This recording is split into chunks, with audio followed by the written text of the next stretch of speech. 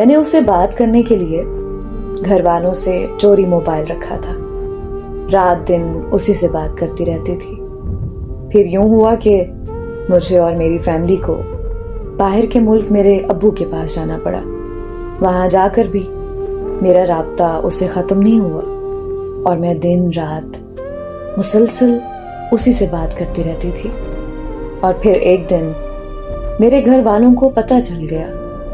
मुझे मेरे घर वालों ने बहुत मारा और मेरा मोबाइल भी छीन लिया।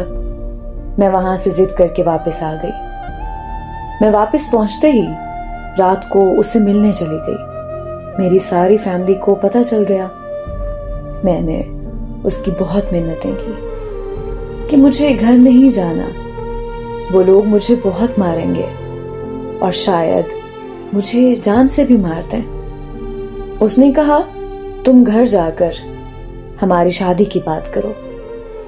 मैं जब घर गई तो मेरे घर वालों ने मेरी कोई बात नहीं सुनी, बस मुझे बहुत देर तक मारते रहे।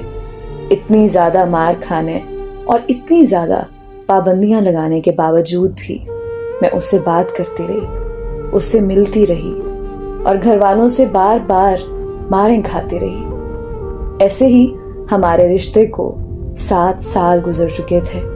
फिर मैंने उसे बोला कि मेरे घर वाले शायद कभी नहीं मानेंगे, मैं तुम्हारे बगैर नहीं रह सकती, तो हम ऐसा करते हैं कि हम भागकर शादी कर लेते हैं। फिर उसने मुझे कहा कि हमने जहां इतना इंतजार किया वहां थोड़ा और इंतजार कर लेते हैं, यहाँ तक कि सारी जिंदगी भी तुम्हारा इंतजार कर सकता हूँ। फिर एक दिन वो मुझे कॉल करके कहता है कि मेरी मंगनी हो गई है, हो सके तो मुझे भूल जाओ।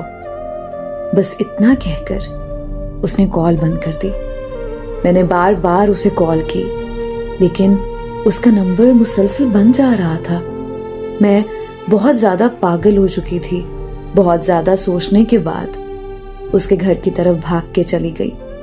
उसके घर जाकर उसकी बहुत ज्यादा मिन्नतें की, बहुत तरले किए, बहुत वास्ते दे डाले, यहाँ तक कि मैं उसके पांव पड़ गई और उसे ये कहा कि प्लीज मुझे मत छोड़ो, मैं नहीं रह सकती तुम्हारे बिना, मैं तुम्हारे बगैर मर जाऊंगी, मैं तुम्हारे बगैर जिंदगी का तसव्वुर भी नहीं कर सकती।